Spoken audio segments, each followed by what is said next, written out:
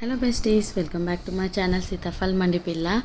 మొత్తానికైతే 6 months అవుతుంది అనుకుంటా. మధ్యలో ఒకసారి వచ్చాను, ఇంకా టెర్రస్ పైకి అయితే వచ్చాను అనమాట. మా హస్బెండ్ వర్క్ చేస్తున్నారు. సూర్యుడు మొత్తానికైతే వచ్చేసాడనమాట. ఇన్ని డేస్ అవుతుంది అసలు చూడక ఎండని. మొత్తానికైతే ఈవినింగ్ 5 అయినా కూడా చాలా ఎండగా ఉంది.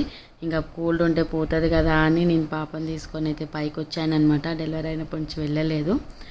ఇంకా వెళ్ళి కాసేపు ఎండలో కూర్చుందామని అయితే వెళ్ళాను. మొన్న మా హస్బెండ్ వాళ్ళందరూ ఇది ఏమంటారు వాటర్ ప్రూఫ్ పెయింటింగ్ అయితే వేశారనమాట. టెర్రస్ అంతా ఇప్పుడు వచ్చేది వర్షాకాలం కదా, ఇంకా new building water proof paint అయితే వేయలేకుండా ఇప్పుడు వేశారనమాట.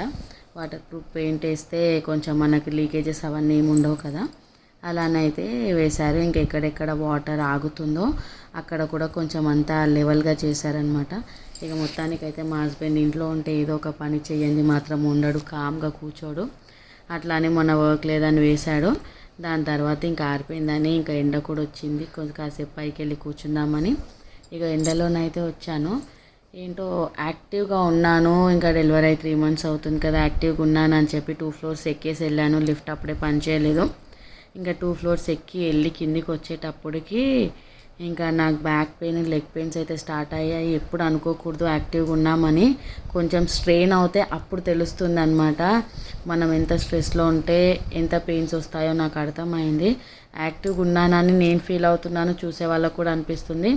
కాకపోతే కొంచెం 2 floors ఎక్కి దిగిన వెంటనే ఇంకా నైట్ అంతా పెయిన్తో భరించలేకుండా నిద్ర కూడా రాలేదు.